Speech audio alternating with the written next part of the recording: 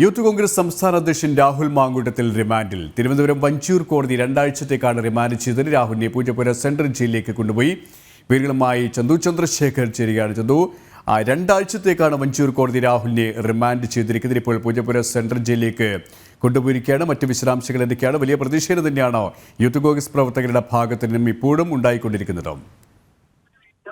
K P, തീർച്ചയായും വലിയ പ്രതിഷേധം തന്നെയാണ് ഉണ്ടാകുന്നത്. രാഹുൽ മാങ്കൂട്ടത്തിന്റെ റിമാൻഡ് ജാമ്യാപേക്ഷ കോടതി തള്ളിയ സമയത്ത്, ജാമ്യാപേക്ഷ തള്ളിയതിനു ശേഷം രാഹുൽ മാങ്കൂട്ടത്തിനെ കോടതിയിൽ നിന്നും പുറത്തേക്ക് കൊണ്ടുവന്ന സമയത്ത് തന്നെ യൂത്ത് കോൺഗ്രസ് പ്രവർത്തകർ അവിടെ സംഘടിച്ചെത്തിയിരുന്നു. അവിടെ വലിയ തരത്തിലുള്ള പ്രതിഷേധമുണ്ടായി. പോലീസ് വാഹനത്തിന് രാഹുൽ മാങ്കൂട്ടത്തിലുമായി പൂജപ്പുര ജയിലിലേക്ക് പോകാൻ കഴിയാത്ത തരത്തിൽ തന്നെ പ്രവർത്തകർ മുദ്രാവാക്യം വിളിയുമായി എത്തി. അവിടുന്ന് പോലീസുമായി ചെറിയ തരത്തിലുള്ള സംഘർഷവും ഒന്നും തള്ളും ഒക്കെ ഉണ്ടായതിനു ശേഷം നേരെ വൈദ്യപരിശോധനയ്ക്ക് വീണ്ടും ജനറൽ ആശുപത്രിയിൽ എത്തിച്ചു. ജനറൽ ആശുപത്രിയിൽ എത്തിച്ചതിനു ശേഷം പുറത്തിറങ്ങുമ്പോഴും അവിടെ യൂത്ത് കോൺഗ്രസ് പ്രവർത്തകർ സംഘടിച്ചെത്തിയിരുന്നു.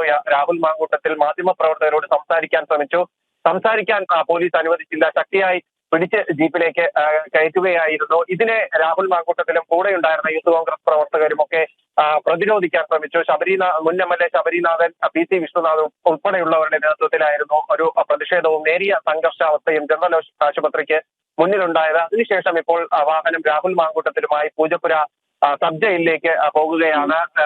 ഈ 14 ദിവസത്തേക്കാണ് ജുഡീഷ്യൽ ഫസ്റ്റ് ക്ലാസ് മജിസ്ട്രേറ്റ് കോടതി രാഹുൽ മാങ്കൂട്ടത്തിനെ റിമാൻഡിൽ വിട്ടിരിക്കുന്നത്. പ്രധാനമായും രാഹുൽ മാങ്കൂട്ടത്തിന്റെ എതിരെ പ്രോസിക്യൂഷൻ അഭിഭാഷകൻ കോടതിയിൽ വാദിച്ചത് രാഹുൽ മാങ്കൂട്ടത്തിനെ വെറുതെ വിടുകയാണെങ്കിൽ അത് സ്വാഭാവികമായും തെറ്റായ സന്ദേശം നൽകും. ഇനിയും ഇത്തരം അക്രമ സംഭവങ്ങളിൽ ഏർപ്പെടുന്നവർക്ക് അതൊരു പ്രചോദനമാകുമെന്നൊരു വാദം പ്രോസിക്യൂഷൻ ഉയർത്തിയിരുന്നു. കൂടാതെ ഏറ്റവും അവസാനം എടുത്ത മെഡിക്കൽ റിപ്പോർട്ട് അത് പരിഗണിച്ച് വേണം ഈ ജാമ്യാപേക്ഷ തീരുമാനമെടുക്കാനെന്ന ഒരു ആവശ്യവും പ്രോസിക്യൂഷൻ ഉന്നയിച്ചിരുന്നു. കാരണം രാഹുൽ മാങ്കൂട്ടത്തിന്റെ അഭിഭാഷകൻ നേരത്തെ ആവശ്യപ്പെട്ടിരുന്നത് രാഹുൽ മാങ്കൂട്ടത്തിന്റെ സംഘർഷത്തിൽ പരിക്ക് പറ്റിയിരുന്നു, ശാരീരിക അവശതകളുണ്ട്, അദ്ദേഹം മരുന്ന് കഴിക്കുകയാണ് തുടങ്ങിയ കാര്യങ്ങൾ ഉന്നയിച്ചിരുന്നു. എന്നാൽ ഈ സംഭവത്തിന് ശേഷവും രാഹുൽ മാങ്കൂട്ടത്തിൽ സ്ഥിരം പരിപാടികളിൽ പങ്കെടുക്കുന്നു. യൂത്ത് കോൺഗ്രസിന്റെ പരിപാടികളിലും പൊതുചടങ്ങുകളിലും ഒക്കെ പങ്കെടുത്തു. അതുകൊണ്ട് തന്നെ ഏറ്റവും അവസാനം ഇന്ന് ഉച്ചയ്ക്ക് ശേഷം ജനറൽ ആശുപത്രിയിൽ എത്തിച്ച് നടത്തിയ വൈദ്യപരിശോധന, ആ വൈദ്യപരിശോധനയുടെ അടിസ്ഥാനത്തിൽ വേണം ഈ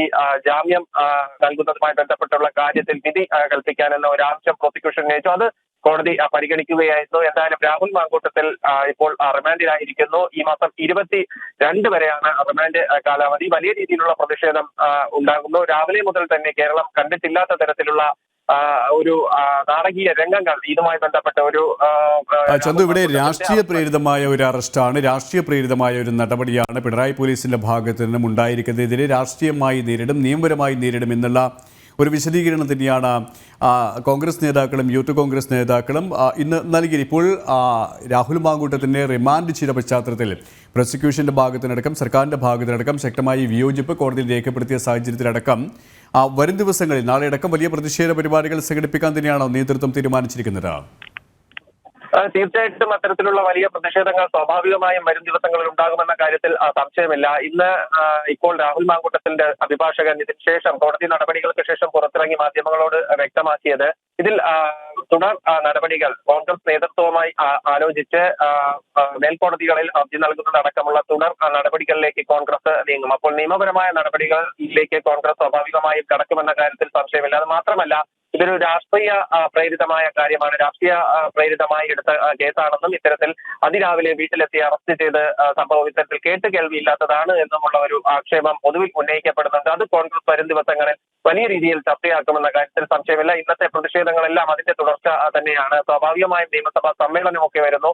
കോൺഗ്രസ് ഇത് വലിയ ആയുധം നിയമസഭാ സമ്മേളനത്തിൽ ഉന്നയിക്കാനുള്ള സാധ്യതയുണ്ട്. തിരഞ്ഞെടുപ്പ് അടുക്കുന്ന പശ്ചാത്തലമുണ്ട്. അപ്പോൾ സർക്കാർ പോലീസിനെ ഇത്തരത്തിൽ ചട്ടുകമാക്കുന്നു, അല്ലെങ്കിൽ പോലീസിനെ സർക്കാർ രാഷ്ട്രീയ ആയുധമാക്കാൻ ഉപയോഗിക്കുന്നു എന്നൊരു പ്രധാനപ്പെട്ട ആരോപണം ഇവിടെ കോൺഗ്രസ് ശക്തമായി വരും ദിവസങ്ങളിൽ ഉന്നയിക്കും. അത്തരത്തിലാണ് കോൺഗ്രസിലെ മുതിർന്ന നേതാക്കളിൽ നിന്ന് തന്നെ പ്രതികരണങ്ങൾ ഇപ്പോൾ പുറത്ത് വന്നുകൊണ്ടിരിക്കുന്നത്. എന്തായാലും രാഹുൽ മാങ്കൂട്ടത്തിൽ 22-ാം തീയതി വരെ, ഈ മാസം 22-ാം തീയതി വരെ റിമാൻഡിലാണ്. തുടർ നിയമ നടപടികളുമായി കോൺഗ്രസ് മുന്നോട്ട് പോകുമെന്നും ഇപ്പോൾ വ്യക്തമാക്കി. യൂത്ത് കോൺഗ്രസ് സംസ്ഥാന അധ്യക്ഷൻ രാഹുൽ മാങ്കൂട്ടത്തിൽ റിമാൻഡിൽ. തിരുവനന്തപുരം വഞ്ചൂർ കോടതി 2 ആഴ്ചത്തേക്കാണ് റിമാൻഡ് ചെയ്തിരിക്കുന്നത്. രാഹുലിനെ പൂജപ്പുര സെൻട്രൽ ജയിലിലേക്ക് കൊണ്ടുപോവുകയാണ്. ചന്തു ചന്ദ്രശേഖരാണ് വിശദാംശങ്ങൾ നൽകിയത്.